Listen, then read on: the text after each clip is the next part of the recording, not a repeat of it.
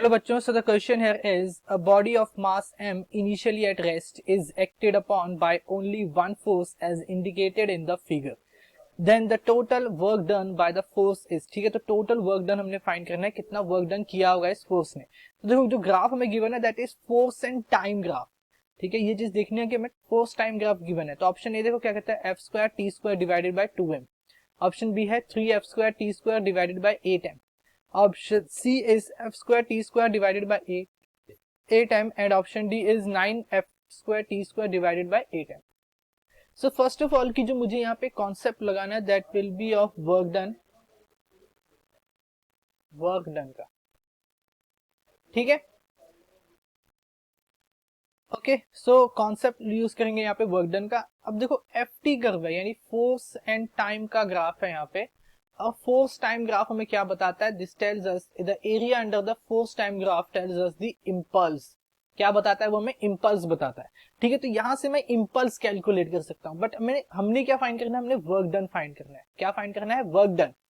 तो देखो इनिशियली इसने बोला है कि मेरा ऑब्जेक्ट कहां था, रेस्ट पे था। इट मींस कि initial velocity that is u will be equal to 0 और मान लो फाइनल जो है, फाइनल वेलोसिटी जो है उसकी दैट इज v, है ना। तो अब अगर मैं यहाँ से इंपल्स निकालूं तो इंपल्स मेरा क्या आ जाएगा, j will be equal to area. निकलो यहाँ पे एरिया देखो, इस ट्रायंगल का एरिया क्या हो जाएगा, t/2 मल्टीप्लाई इसकी हाइट दैट इज 2 है, ओके। प्लस इस देखो ये रेक्टेंगल जो हमारा बन रहा है इसका एरिया क्या हो जाएगा, टाइम देखो कितना आ जाएगा, लेंथ आ जाएगी इसकी t/2 मल्टीप्लाइड बाय ब्रेड्थ कितनी है -f।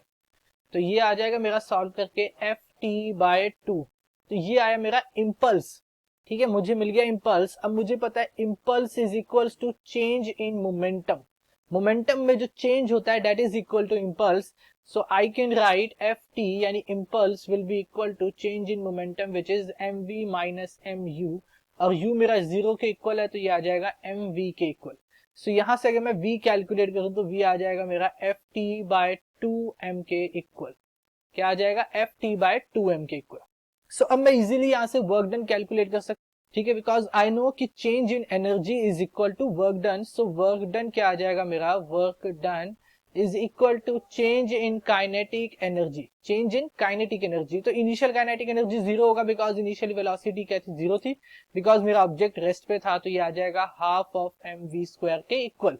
v की वैल्यू मुझे पता है दैट इज ft/2m। तो इक्वेट कर दो इस वैल्यू को यहाँ पे।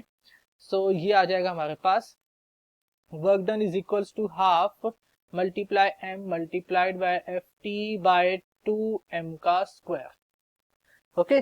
सो यहां से कैलकुलेट करो, ये आ जाएगा मेरा f square T square, m square से एक m कैंसिल हो जाएगा तो ये आ जाएगा मेरा 8m के इक्वल, ठीक है। तो वर्क डन कितना आ गया, f square T square divided by 8m। So options देखते हैं। ऑप्शन देखो f square T square divided by 8m यानी ऑप्शन सी हमारा करेक्ट है। I hope you understand it well. Thank you.